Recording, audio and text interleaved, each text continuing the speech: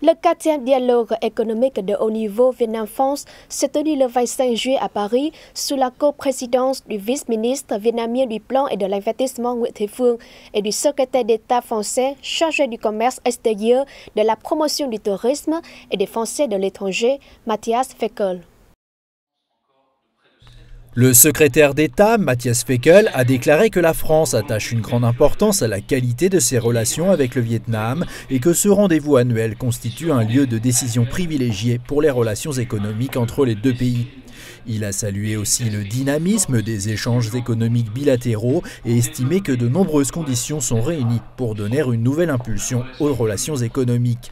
Il a indiqué que dans de nombreux secteurs, à savoir énergie, santé, sécurité de la chaîne alimentaire, infrastructures et services urbains, prévention des risques environnementaux, services numériques, le savoir-faire des entreprises françaises correspond aux besoins de l'économie et de la société vietnamienne en mutation. Pour sa part, le vice-ministre Nguyễn Thế Phương a affirmé que le Vietnam tient en haute estime et cherche à intensifier ses relations économiques avec la France, considérant cela comme un contenu important du partenariat stratégique entre le Vietnam et la France.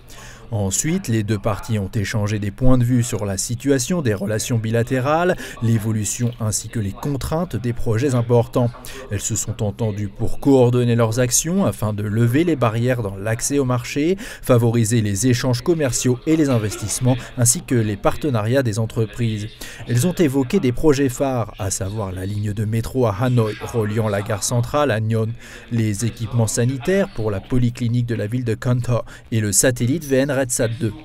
Concernant les orientations de coopération, deux thèmes ont été privilégiés lors des discussions que sont la croissance verte et la lutte contre les changements climatiques.